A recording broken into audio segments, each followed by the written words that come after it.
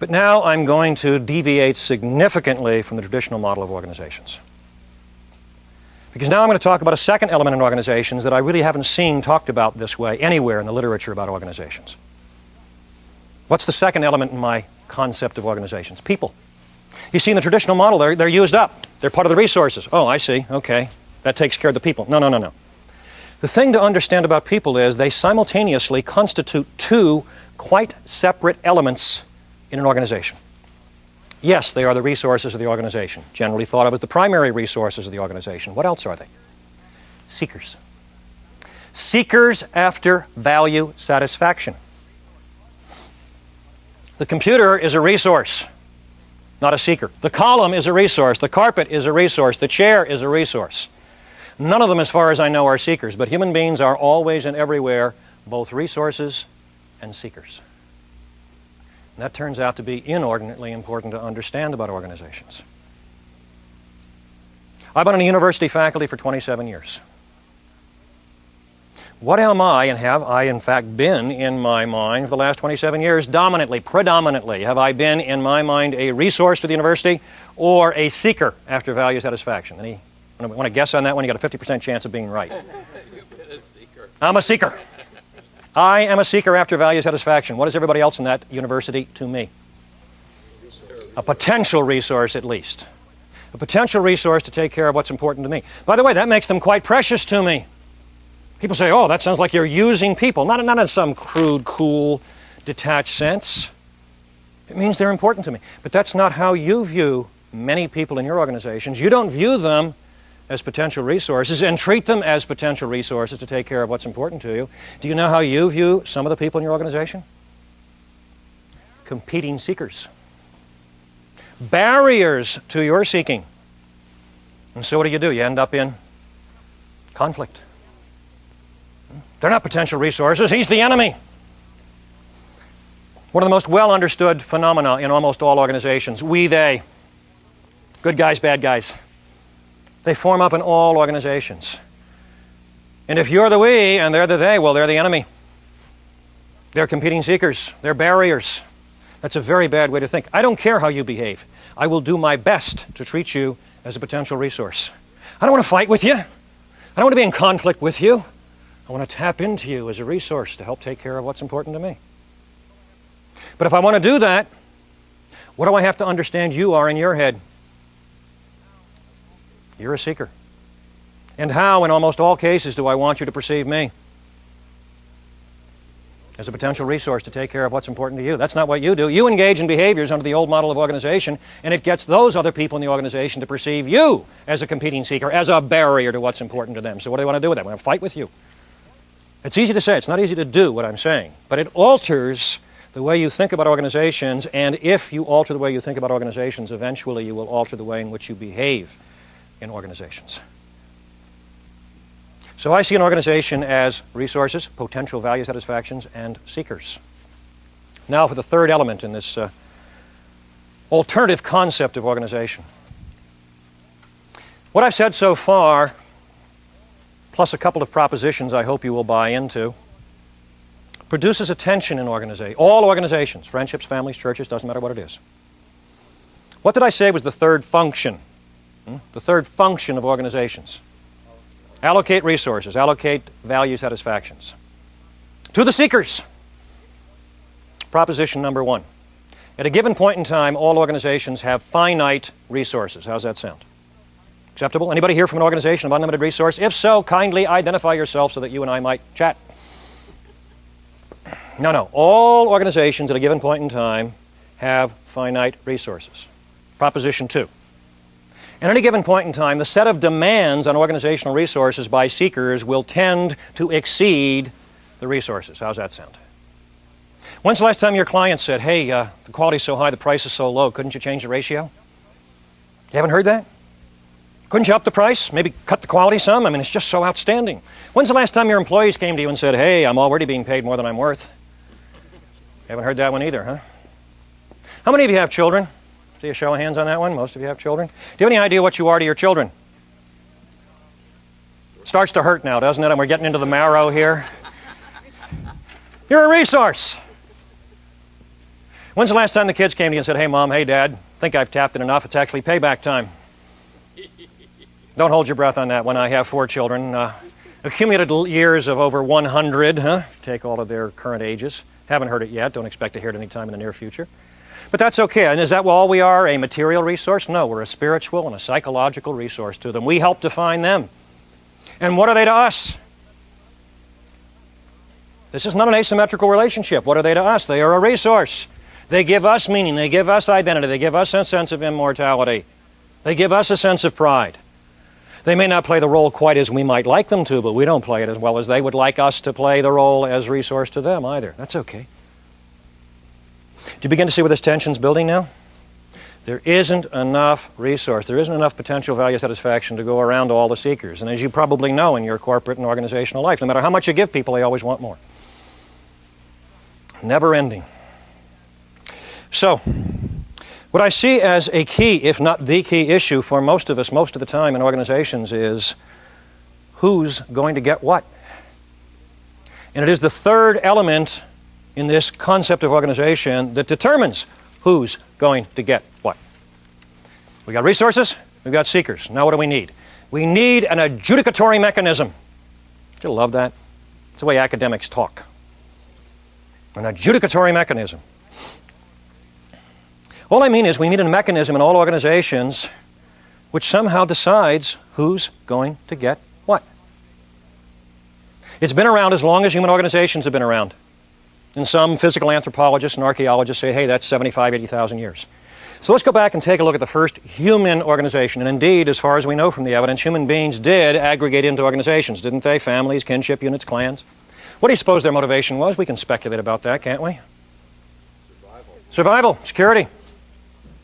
And when you became and maintained your membership in that organization, did you have to make some trade-offs in terms of some of your values? Yeah, you can't do whatever you want whenever you want when you're in an organization.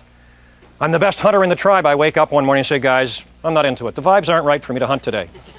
What do they say? You get out there. You don't hunt, we don't eat. You want to be part of this organization? You want to derive the benefits from this organization? You get out there and hunt. So let's go back and look at the first human organization, 75, 80,000 years ago. Somebody's lucky enough to bring down a wild pig. They're dragging the wild pig back into camp. Everybody comes out of the cave, forms a circle around him, points and says, resource, resource. But there isn't enough pig to go around. And some parts of the pig are better than other parts of the pig. So we have the first resource allocation problem in the history of humankind. At that point in time, somebody had to invent what has forever after become the universal, indeed ubiquitous, adjudicatory mechanism. What easier name shall we give it?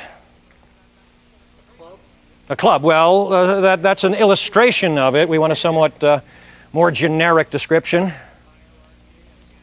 Decision maker, hierarchy. Again, we're deeply embedded in the public language. A leader, something behind the club, behind the structure, behind the leader. Power. Power is the third element in my concept of organization. Power is the universal adjudicatory mechanism. Power determines who's going to get what. And what's my assumption here today? You folks want more. More power. Maybe not, maybe not. Maybe I'm mistaken. Anybody here have too much power in your organization? It's a burden. You're a danger to yourself and others. Anybody here have just enough? You wouldn't want any more?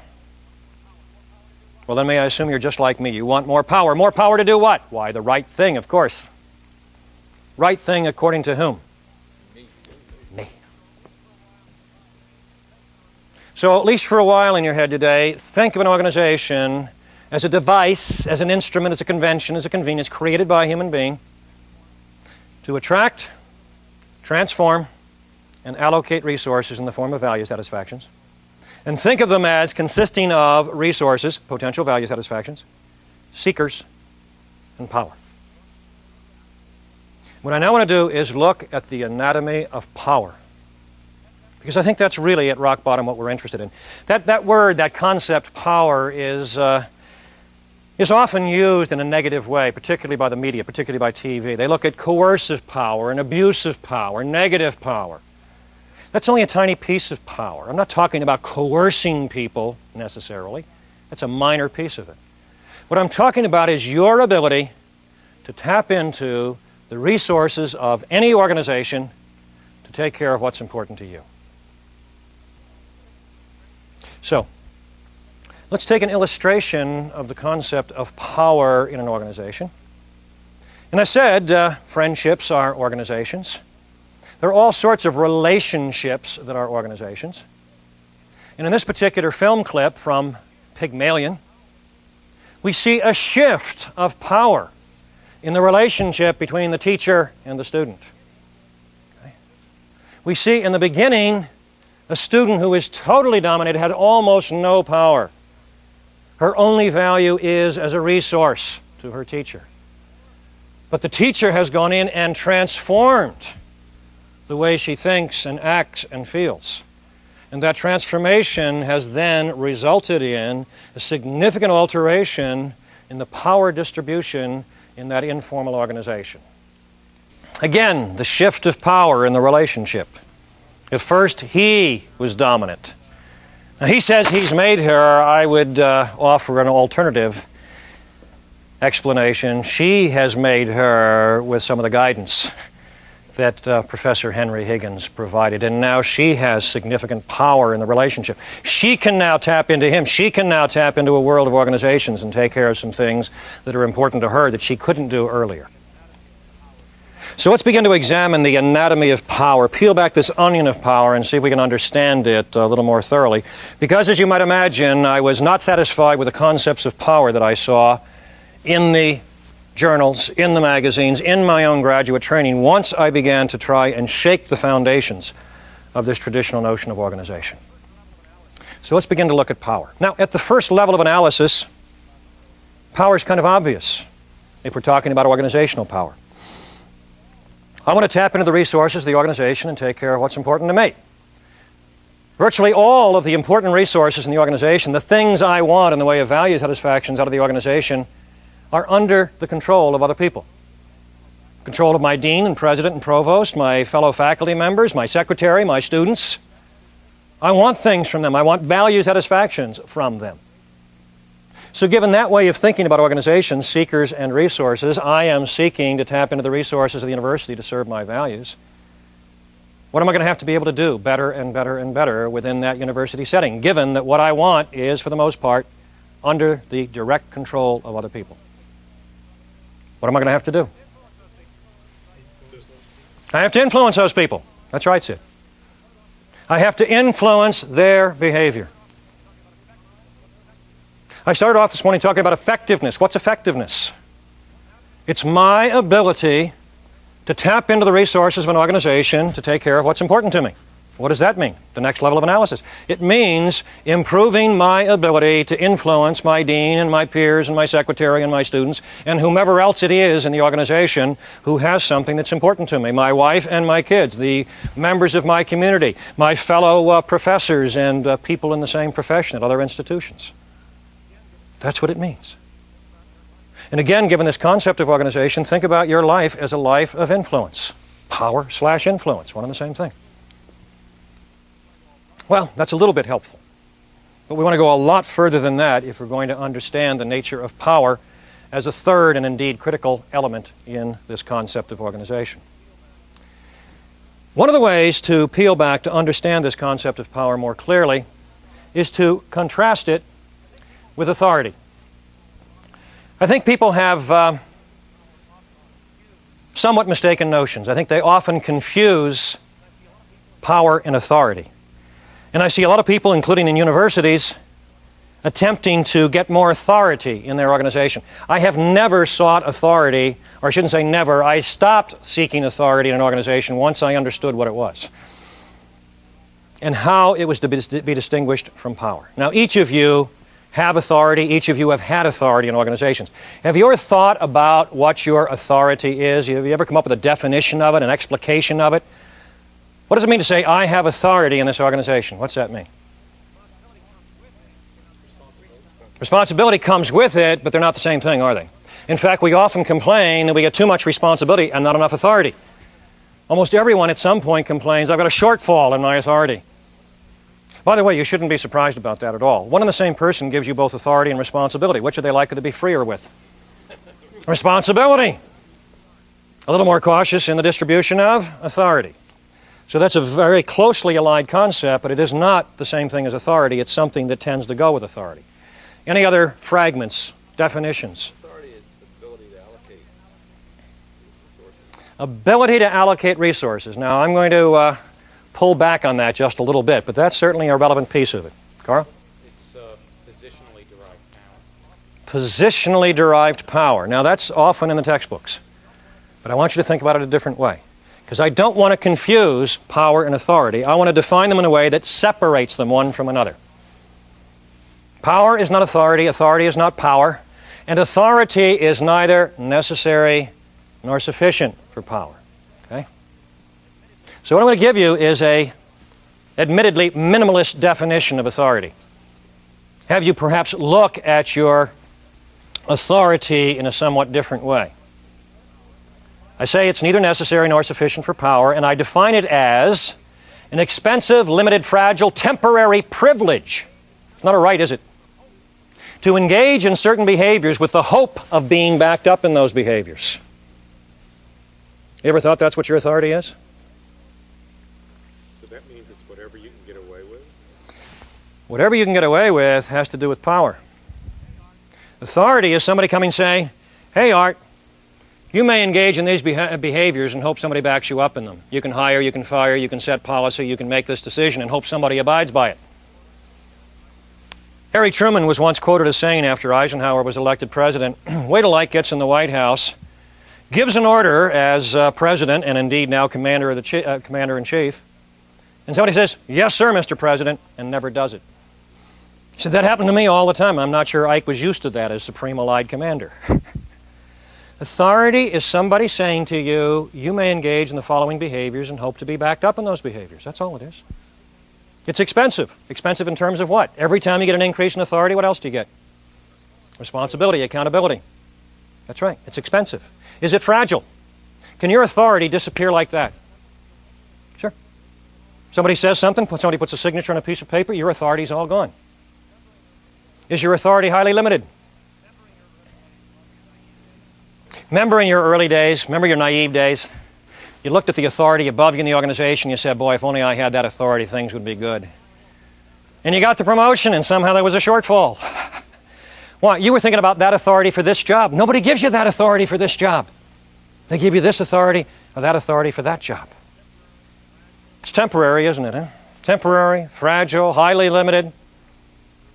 Authority primarily is the readiness of those under you to acquiesce in this package of behaviors. Okay. Ferris says authority is the willingness of those under you to acquiesce to this package of behaviors. I call that power. Because I can take 100 second lieutenants out of OCS, and they all have the same authority. They've all been given the same temporary privilege to say the same sorts of things and make decisions and give orders. But if you follow those 100 second lieutenants around, at the end of 6 months, you'll find 10 of them who can get anybody to do anything they want. Not because they have the authority, because they've got the power. Because the first time they encountered their first sergeant, they said, Sarge, hey, I'm new, I'm green, I need your help. Sarge says, this guy understands. Then you go out and find 10 with the same authority who can't get anybody to do anything. And what did they say to their first sergeant? We clear about who's in charge here? Sergeant says, yes, sir. That's the end of that one. Again, I want to separate these out because people depend too much on authority as a device to influence, to be effective in an organization. Chuck, you still have authority if your behaviors are not backed up. Oh, I still have the authority. It may be totally ineffective. That's right. I still have the privilege to go around and say, Jim, you must do this. You don't do it. What is it then? Is it simply a privilege? It's a privilege to engage in certain behaviors and hope to be backed up in those behaviors. Again, Harry Truman's comment about Eisenhower. Eisenhower has the authority to say, do this. Hey, power is unlimited in potential. Power is also fragile. It's also expensive, but in quite different ways than authority is. Again, I want to take the concepts and separate them out. Don't seek authority, seek power. Power is what? By my definition. The ability to influence people, the ability to tap into the resources of the organization, take care of what's important to you. There's a great irony, by the way. significantly increase your power in an organization, and guess what the people above you are going to want to do? Promote you, give you more authority. Why? Because you're a more valuable resource. They want to use your ability to influence people so that you can be a resource to them to influence people, to tap into resources and take care of what's important to them. The great irony of the pursuit of power is you will have to beat authority off with a stick. If all you have is authority and no power, you're going to be ineffective. But do we know of people in organizations with virtually no authority and enormous power? Boss or secretary has authority over no one. Gatekeeper, if she knows how to use it. All sorts of people outside the organization have no authority over anybody in the organization. But can they influence the distribution of resources? Oh, yeah. The name of the game is to have power. Now, I will grant, given Bernie's point, if you understand power and if you understand authority, the granting of authority can sometimes facilitate power. Because now you've got some symbols and position, and certain people in the organization will look at him and say, hey, not only does he have power, he has authority. I better listen to what he says. Because maybe he has the capacity to back it up. But again, power is the ability to influence human behavior. Authority is merely this expensive, limited, fragile, temporary privilege to engage in some behaviors and hope somebody backs you up. Is it possible to have enormous authority and virtually no power? I can show you chief executive officers of Fortune 500 companies. There's a picture on the cover of Time magazine. Top of the table of organization, maximum authority, little or no power. Why? Wishy-washy, indecisive, weak-willed. And what's everyone below them in the organization do? Whatever they want. Make end runs around them. I'm the CEO, big deal. You might say to yourself, by the way, well, how could someone get to be the CEO of a major corporation without power? The answer's in the earlier explanation of how I think about organizations. Somebody high up in the organization with power wanted a wishy-washy, indecisive, weak-willed CEO. And so, that's what happened. Is it possible to have, again, zero authority and enormous power? Sure. Just look around any organization, you'll find people who have virtually no authority. Again, they stand outside the organization. Hospital. You're the chief administrator of a hospital. Okay? There is someone who has just given $40 million to put on the new wing. Where's that person in the organizational chart? What authority does that person have over the resources of that organization? None. Zip. But when they and theirs come for treatment at the hospital, they're treated just like everyone else. Is that correct? I mean, they have no special ability to tap into the resources of this hospital, do they? You ever heard the expression, first among equals? Well, I think that's one of the places it was invented. Again, I want to separate these concepts so that we understand what power is and what the pursuit of power is all about. And it's not a dirty word. A lot of people feel, oh, gee, I'm not into power. I'm not into the politics of organization. Then good luck on effectiveness. I'll just do what's right. I'll keep my nose to the grindstone. You keep your nose to the grindstone, you end up with a bloody nose. Never liked that metaphor. Oh, no, I will contribute to the good of the organization and I will be rewarded. Good luck on that one, too. Why? Because there is no such thing as the good of the organization. And organizations don't reward anybody. People reward people. Organizations do not, for all of the language we profess to the contrary. Let me ask you a question. You all know the answer to this. Are there people in all organizations who are invaluable, irreplaceable, highly valued, who give and give and give and give, who don't have power? Who get used and abused every day of their lives? Are there people like that in organizations? Maybe there's some here. There are. So simply being or being perceived as an invaluable resource to someone else doesn't in and of itself give you power, does it? And as a matter of fact, I will maintain it is neither necessary for power nor is it sufficient for power to be or be perceived as an invaluable resource. So we have to go beyond that and pick up what Margay said about ability to influence people. That's what I want to get to when I want to talk about power. You've been influencing people your whole life. What is it? What's going on when you go out there and tap into other people, tap into the resources of an organization? It is not merely or solely because you are seen by those people as a valued resource. That's neither necessary for power nor is it sufficient for power. Power is a very curious sort of thing, at least again in my conceptualization. Influence, power, as the third element in organizational life, is nothing more than my ability, directly or indirectly, to put a little perception in your head. To put a personal, fragile, subjective, idiosyncratic, infinitely malleable state in your head. That's power. I don't have to be a resource to you. You don't even have to know I exist. I must either directly or indirectly have you come to perceive that a certain behavior on your part is the best thing you can do to take care of what's important to you. That's what power is. It's based in these personal, subjective, fragile, idiosyncratic, arbitrary, infinitely malleable states in people's heads. And it is the infinite malleability of those perceptions, of those little neurological connections in people's heads, that gives us the potential for unlimited power. You do what you do because of your values, yes. But not just your values. You do what you do because you have a belief in your head. You have a perception. It says, hey, doing this is the best thing I can do to take care of what's important to me. You may be wrong, but that doesn't matter. You go out and do it with that perception at that point in time. Now again, that is a somewhat idiosyncratic approach on my part, but I think it rings true. You want to be effective in organizational life? You want power. Power is what? Ability to influence. What is ability to influence? It's your ability to use your behavior, which is all you have, to influence anybody else, directly or indirectly. Send out some data fragments of your behavior. They whirl around in other people's CPUs, and they either conclude that a given behavior is the best thing they can do, or they don't. And if they conclude it's the best thing they can do, you have influenced them. And if they don't, you haven't. Now, what does that tell us if we want to be more effective? What are you going to have to do? You want to be more effective than you are now in a variety of organizational settings. What are you going to have to do? What do you have available to you to influence me? Your behavior.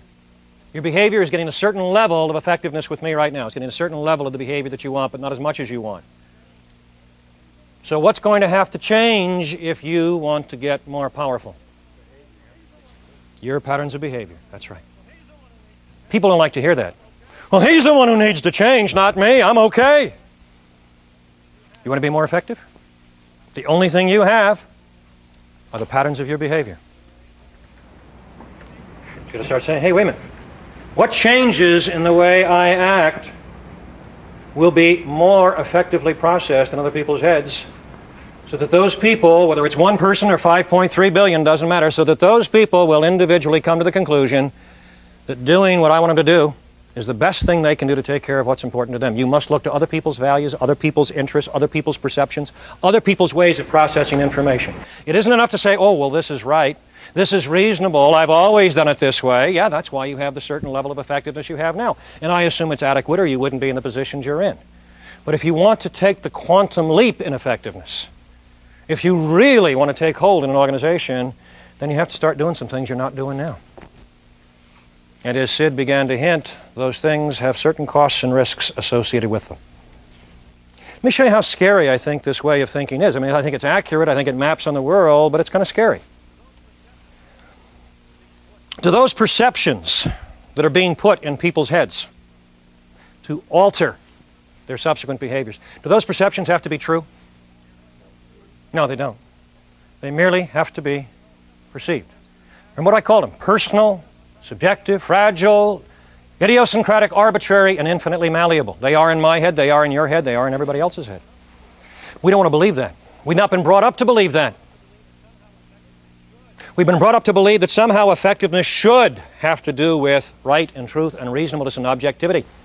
It should have to do with evidence and fact and quality and substance. But I'll tell you flat out on this analysis, those things have absolutely nothing to do with power. And that is a disagreeable notion. They're wonderful values to have. I'm not arguing against having truth and reasonableness and objectivity. What I'm saying is don't count on them as the basis for your ability to influence the patterns of behavior in people in and around you. And how frustrating is it, huh? But I'm right. But I did the research. It's there. But they still didn't buy it, did they? Well, that's them. You want to be effective, it's not them. It's the way you presented whatever it was you were trying to get them to do. What former president of the United States thought that truth was all you needed for leadership?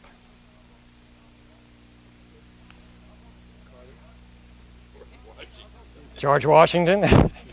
I'll go for Jimmy Carter, huh? Follow me, I'll have the truth. And knowing my heart, I'm right. Of course, I lust in my heart, which is when I really know I'm right. Jimmy Carter's a good guy. I like him. He's an admirable human being. He's principled, puts his money where his mouth is. He makes a really magnificent former president. I sometimes wish we could have started him in that role, but nonetheless. What did he believe? The same thing all of us believe to a certain extent, that when I'm right, when I'm reasonable, when truth is on my side, then people are supposed to follow. But they often don't.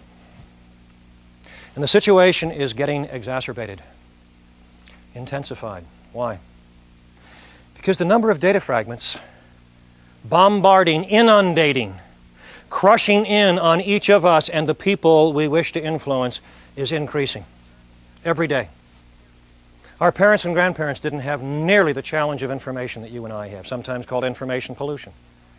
The people in communications theory tell me that the average American adult, you and I, are bombarded on a daily basis with between 350 to 700 messages trying to influence our behavior, trying to tap into us as a resource. Some people say as many as 1,800 messages a day.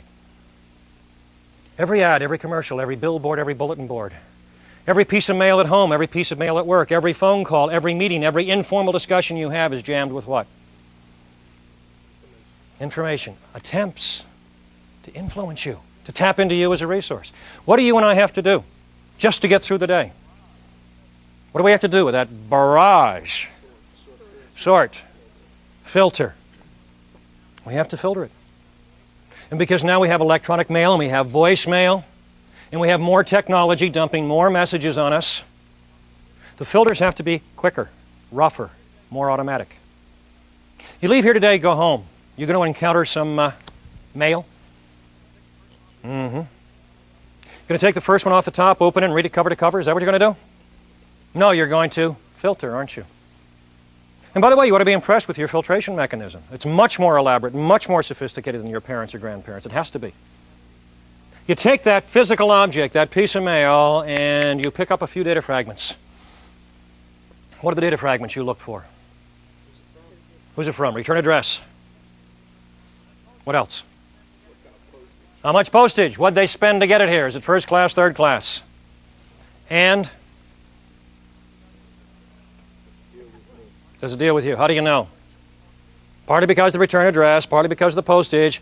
You also look, I can guarantee, who's it addressed to and how. Is it individually typed, individually written, or is it on a computer-driven label? Does it say personal and confidential even though it's addressed to occupant? You can, in a nanosecond, take a look at that and toss it. Oh, hold on to that one. Toss, toss, toss, toss. Hold on to that one. Because of this filtration system, can't you? But it is quick and it is automatic. Do you think you ever make any mistakes? Do you think you've ever thrown something out which, if you had attended more to it, it would have influenced your behavior and maybe even given you a value satisfaction? You ever thrown out the good with the bad? Probably. We have to. What's that tell us about power? What's it tell us about the people you'd like to influence more effectively? It ain't easy. And if you don't package, if you don't design, if you don't calculate the data fragments properly, no matter what the quality of your idea is, what are you to them? If you don't package it to get through the filters, what are you to them? You're junk mail.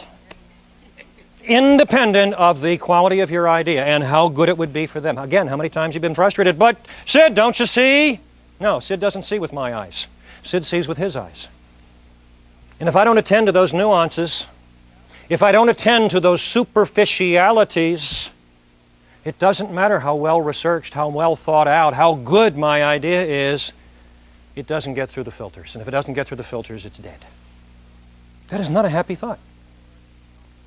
Anybody ever pointed out to you the similarity between hospitals and toy companies? Little unusual comparison? Oh, it's quite striking. They're two of the only places in our culture where the consumer and the purchaser are different agents. The toy business, the child is the consumer. The parent is the purchaser. Toy companies have figured out what to do. Where do they spend 99.9% of their advertising? The consumer, the kid, Saturday morning television. Now, when you do that, you have a special issue. What's that? The consumer must be so turned on by the product that the consumer becomes the sales agent to go influence the parents. You turn on 10 million kids to your toys, but they can't get their parents to buy it, you're out of business. Is there a similar issue in healthcare? Consumer, purchaser. What's a consumer want? I am a consumer of healthcare service. What do I want? Get well. What quality of care do I want? Best, cutting edge, state of the art. Hey, I have a heart attack and there's a possibility of blood clotting. I know those folks in the hospital, they got 2 shots they can give me. Anticoagulants, pump it into the old system there. One of those shots cost $300. The other one cost $2,000. Which one do I want? Which one do you want? It's got to be better. It's almost 7 times more expensive. What's purchaser of healthcare service want? Least expensive? How about death with a modicum of dignity? He doesn't need a shot. He's okay. There is a disjuncture between consumer and purchaser. But there's an even more interesting characteristic about healthcare. The consumer of healthcare service is incompetent to judge the quality of the service. Is that correct? I'm a Ph.D., faculty of a leading research university, 27 years. I go to the hospital there. Do I know whether I'm getting cutting edge, state of the art, best possible? No, I don't have the technical knowledge in my head. Am I going to make a judgment about the quality of my stay? Does the administrator of the hospital care what I say on campus about his or her hospital? Oh, yeah. What criteria am I going to use? The food. How quick do they come when I push the buzzer? Is the coffee hot? Do the wheels squeak in the carts in the hall? Is it painted? Is it clean? So the hospital administrator knows that about me, knows I don't have the sophistication, technical knowledge to make real judgments about the quality of what's going on. So the administrator goes and grabs some resource and dumps it into superficiality, into splash and dash, what they call the hotel functions. What do they have to take that resource away from? Healthcare. Quality health care. Hey, you go to a hospital that's too posh, get worried. There wasn't any money left for the medical staff. You don't think this is happening? You don't think that there are obstetric units now that are competing with hot tubs? Where if you have a baby in their unit in the morning, you'll get a champagne breakfast. In the afternoon or evening, you'll get a lobster dinner. On the way out, somebody from patient services will hand you a rose. What does that have to do with quality health care? Not a whole lot. What does it have to do with perception? That's the world you and I are living in. And it's becoming more and more and more and more fragile. People in healthcare always say, yeah, but we've got the highest quality hospital in this area. I said, that's nice. Are you perceived as the highest quality health care in this area?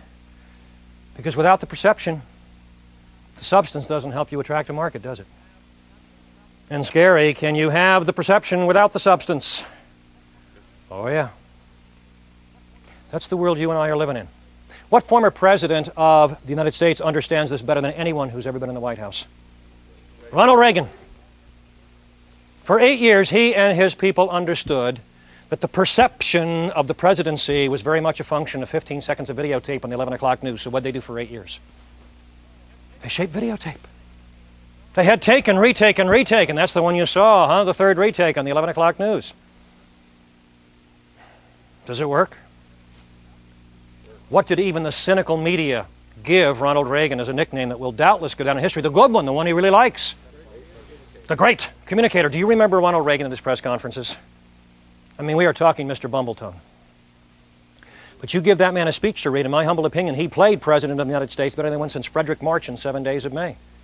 Remember Frederick March in 7 Days of May? Pretty savoir, huh? Fair.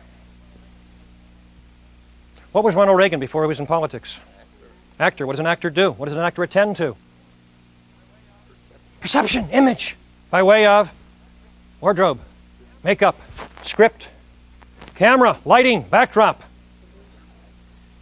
That's the world you and I live in. Do I want you to have truth and reason and substance behind what you do? Of course I do. I hope you do. I trust you do. But what do I know if you want to have more effectiveness in the world? You're going to have to package it. You're going to have to deal with that irritating stuff you shouldn't have to deal with. This isn't substance, this is superficiality. This isn't the essence of quality, this is nuance. That's right. And that is a scary thought. But that's what power is all about, and power is that third essential element of organization. It's the thing I think most of us are interested in most of the time. Now let me bring this analysis of organization back to some of my initial and perhaps somewhat outrageous claims. One of the things I said was no one in his or her right mind would ever use a single syllable of the public language of an organization as a guide to his or her behavior, and yet that's what it's alleged to be, right? That's why we have to invest the hundreds of millions of dollars in this language of philosophy and credo. Don't you have your credo with you? Don't you have your statement of organizational values sealed in plastic next to your heart so you'll know what to do tomorrow, just in case? That costs a lot of money to produce that. And yet I make this wild claim that no one would use that as a guide to his or her behavior. To do so, what did I say? Be organizationally suicidal. Let me try and establish that for you. Does anybody here by chance have a child in kindergarten? 5-year-old, 6-year-old? Bernie, what do you have? 5-year-old. Start kindergarten last September? What's his name? Paul. Paul walked into an aggregation of resources, didn't he? An organization called a kindergarten. Do you think Paul went up to the teacher and said, hey, teach, what do you say we go over your statement of instructional objectives? Take a look at the organizational chart, maybe sit down with the principal, discuss the philosophy of this school. No, Paul's too smart for that. Why? He's been in an organization for 5 years called a family, and you can't believe what Paul knows about organizations. Paul moves into this kindergarten. First day, he's got his agenda down clean. Agenda item 1, inventory the resources relative to my values. That's what he's doing. He's checking out the toys and the toilets. He's checking out the bus driver and the janitor and the other kids and the teacher. He's saying, how do these relate to what's important to me? And he comes home and talks about those things to mom and dad. Boy, I met this neat kid today. Possible resource. Met this other kid. Stay away from that one. And simultaneously, what Paul is doing with great clarity, saying, who's got the power around here and what do they want? He is shaping the patterns of his behavior to tap into the resources of the organization, to protect his values and wherever possible get value enhancement. He's only 5 years old. Absolutely amazing. Paul is probably impressed with the janitor. The janitor, you say? Yeah, janitors have keys for everything. Janitors wander freely around the building. I mean, teachers don't do that. The only other person who does that is the principal. But above all, Paul has noticed the deferential behavior of teachers to janitors. Janitors don't have authority vis-a-vis teachers. What do they have? Power. Want your desk moved? They have a scarce and valuable resource, and they hand it out in exchange for what? Value satisfactions back. Teachers up there reading the rules of the school to Paul and the other 5-year-old kindergarten kids. You think they're all sitting there with rapt attention? Not in your life. Why? Paul's been in a family for 5 years. What does he know about adults? They say one thing and do another. You can't count on what they say as a guide to your behavior. He already knows that, and he's only 5 years old. Has Paul, in his first year of kindergarten, had a substitute teacher yet? Great day in organizational learning. I'm Miss Jones. I'm substituting for Miss Smith. She's out sick today. Do you think 20 little 5-year-old kids say teacher, substitute teacher, same thing? Not in your life. What do those 20 little brains say? Brand new human being, all bets are off. And what do they do for the next half hour? Test, test, test. What can we get away with this one? That's not the reality of your organization, of course.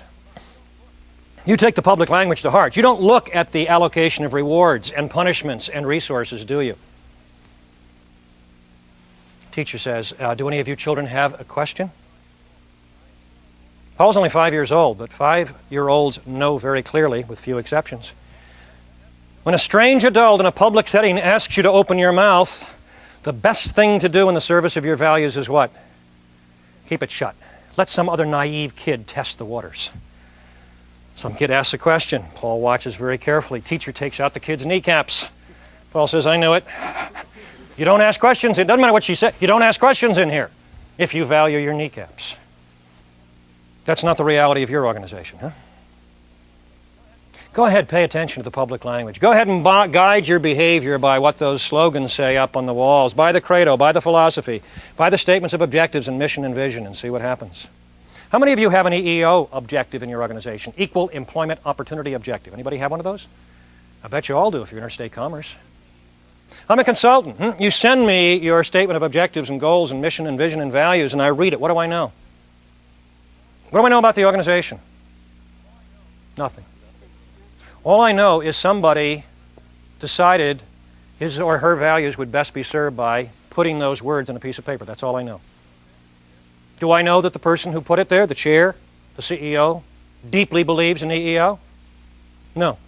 Do I know what happens to people who engage in behavior that is consistent with the EEO policy? No. People who engage in behavior hostile to it? No. People who ignore it? I don't know. I don't know anything. All I know is somebody thought it was a good idea in the service of his or her values to put that stuff on a piece of paper. It may or not even it may not even be intended as a guide for anybody's behavior.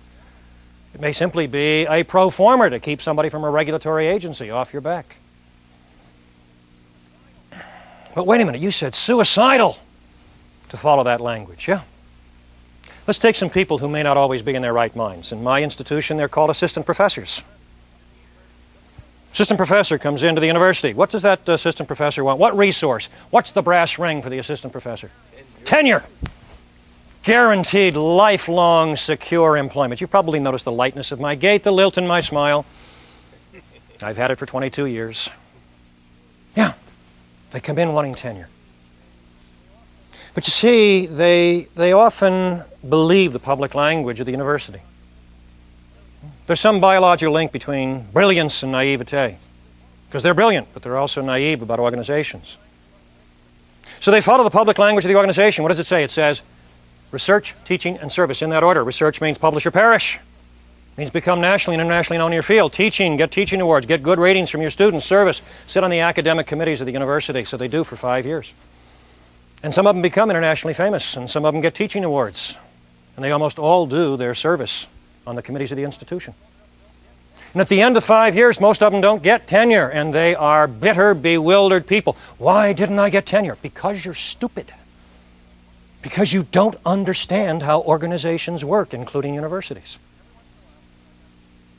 Every once in a while, since I got tenure, an assistant professor may wander in his or her first year and say, how do you get tenure around here? I said, didn't you read the faculty handbook?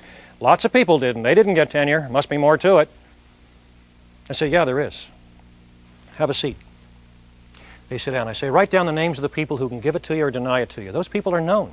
It's a very small list. It's not the 1,900 members of the faculty. It's not the trustees. That's not the operational significance of how you get tenure. It's a group of people in your division, and a dean and a provost.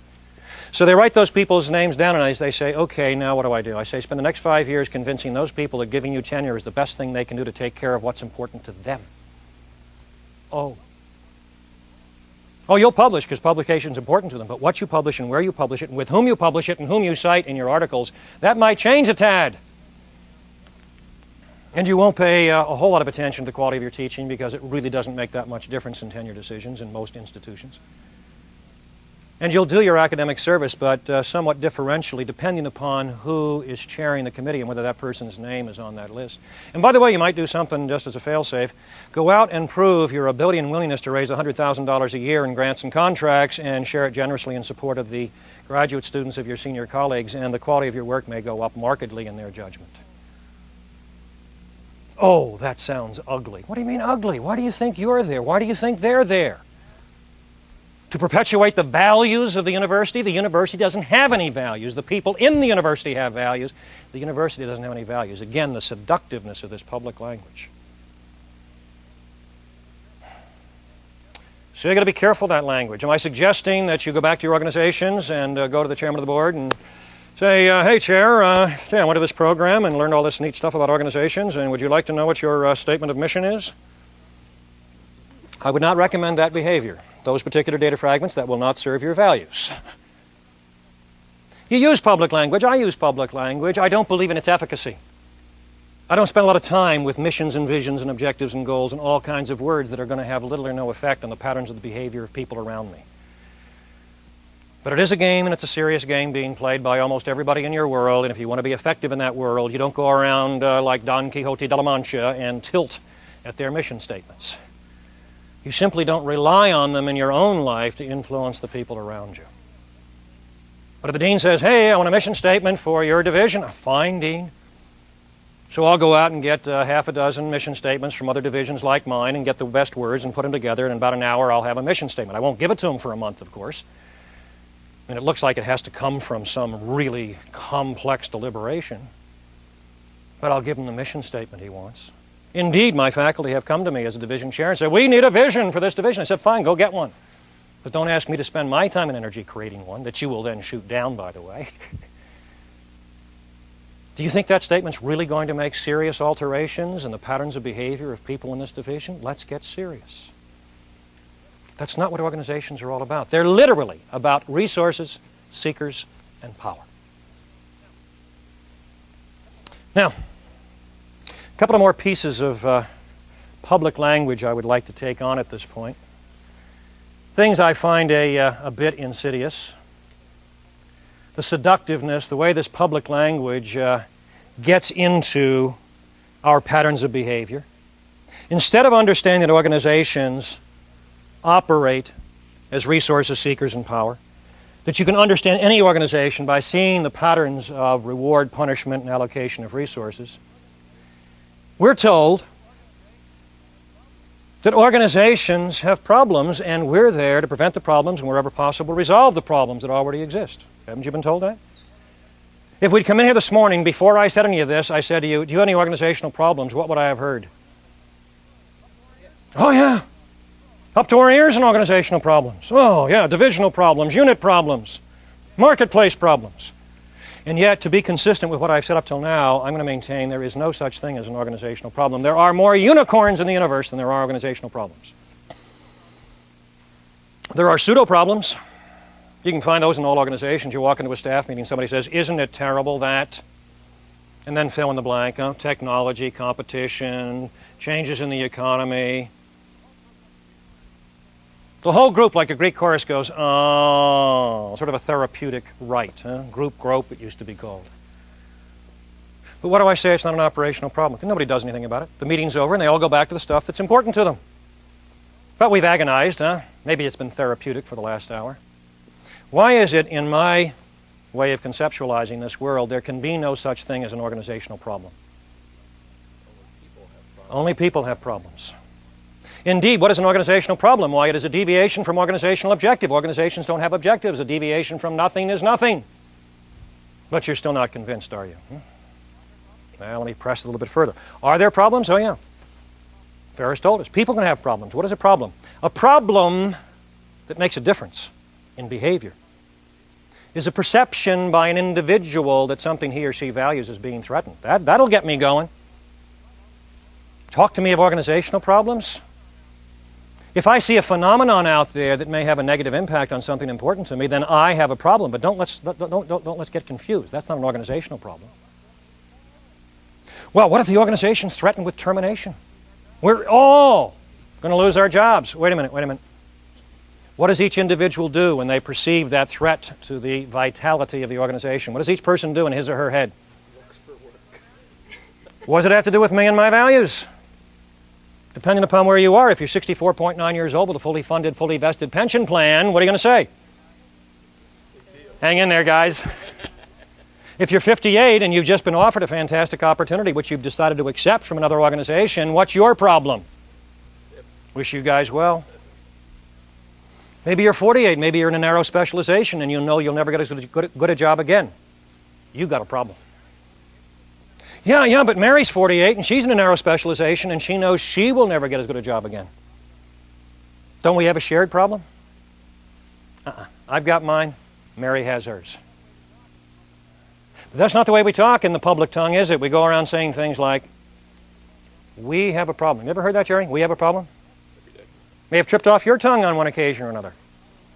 But after you've been in an organization for a little while and somebody says, we have a problem, an immediate response, automatic in the brain. What's this we nonsense? You pregnant?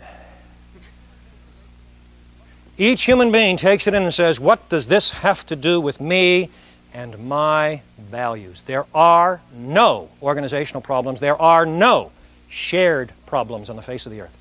None of the 5.3 billion people can share a problem with anybody else. Share means a single thing which two or more people possess. There are no shared problems. Suppose the dean walks in and says, Chuck, we got a problem. I say, oh, Dean, tell me about it. And the dean lays out his problem in detail, but I don't say that. Oh, hey, I say, Dean, that's a mega problem. But you know what, Dean? Ken is our resident expert on that problem. Dean says, Ken. I said, Ken's your man. He says, oh, good. He leaves. My problem's gone.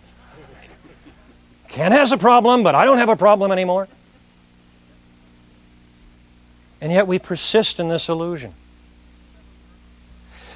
Didn't you ever work in your career on an organization? I mean, it was called an organizational problem. You sweated over it. You researched it.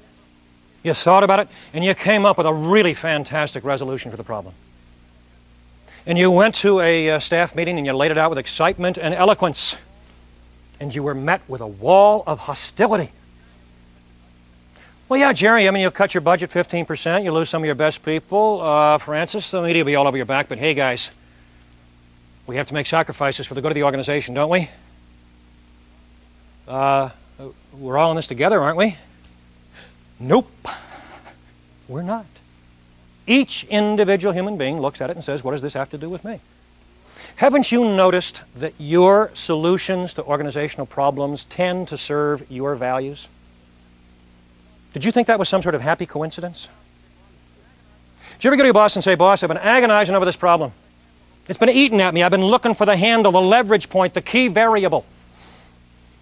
I woke up at 3 a.m. last night. It was clear as crystal. Do you know what the key variable in this situation is? My incompetence. Did you ever try that one with your boss? It's in a new book I'm putting out called Things You Can Say Once. What I'm trying to point out is how you and I internally process information. We process it in terms of the protection of our values and the serving of our values, and so does everybody else. But we pretend something else is going on. We pretend there's a problem out there in the world with some objective existence. And our job is to go and work on that problem out there in the world. No, it's not. If there's a problem, it's a perception by an individual. It's something he or she values as being threatened. So if you have a problem, understand you own it. And if you want other people in that organization to use their time, their energy, their knowledge, their skill, their experience, if you want to tap in them as the resource to take care of what's important to you, what do they have to come to perceive? That giving you what you want is the best thing they can do to take care of what's important to them. Maybe they will see an allied problem, maybe they won't. Maybe you will show them an opportunity to serve their values, because you're going to give them gratitude and recognition.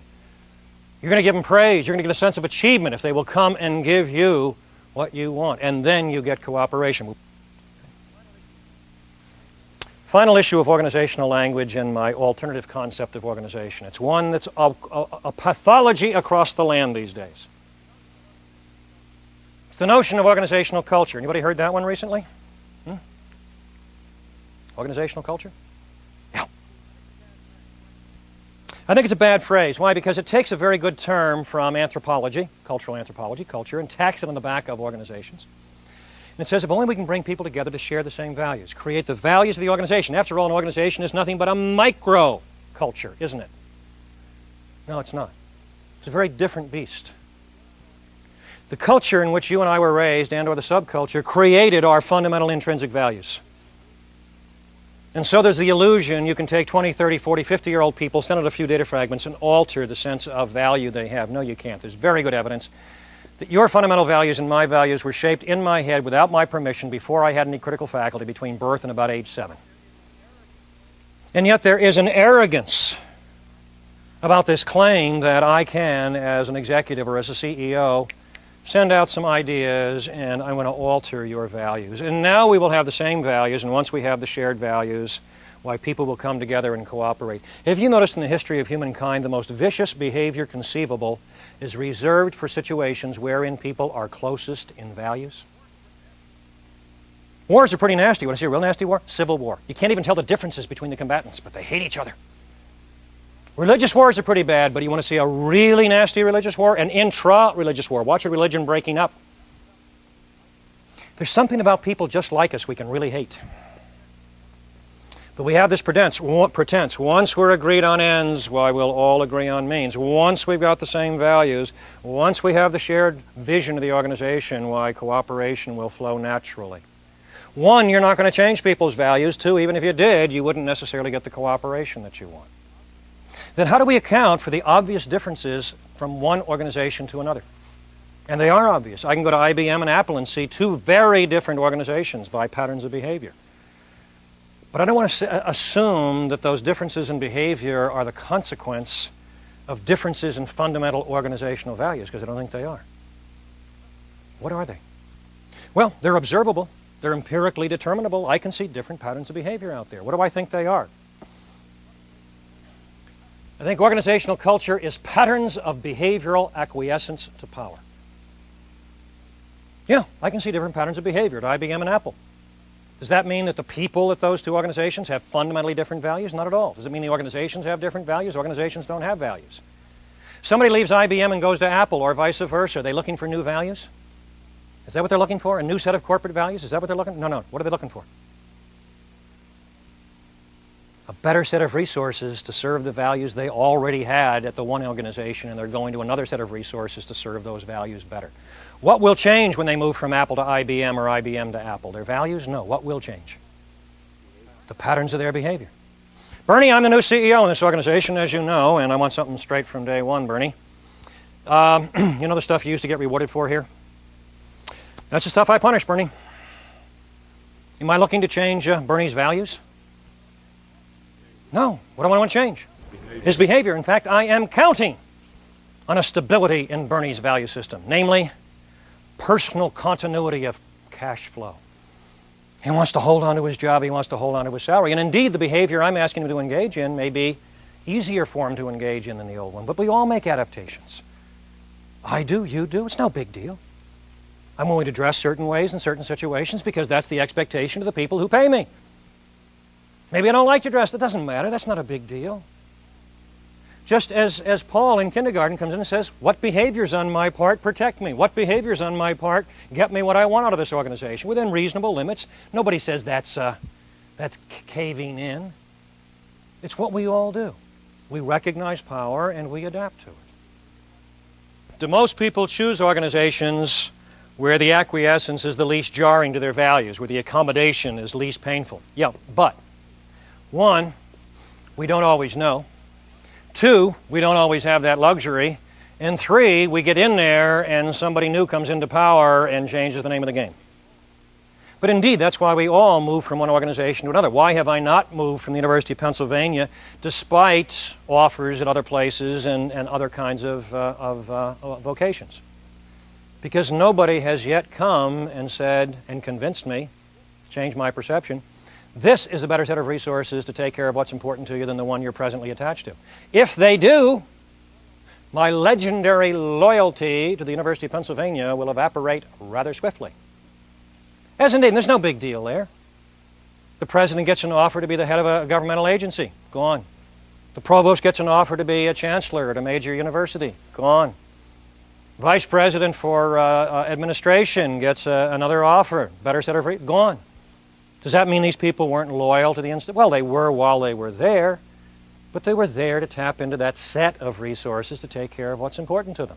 Offer me a better set, alter my perception, I'm gone. So, I've attempted to suggest the way you and I were raised, taught to think, and act consistently with those thoughts about organizations has in fact been dysfunctional. It has reduced our effectiveness in dealing with people rather than enhanced it. And I've attempted to offer an alternative way of looking at organizations.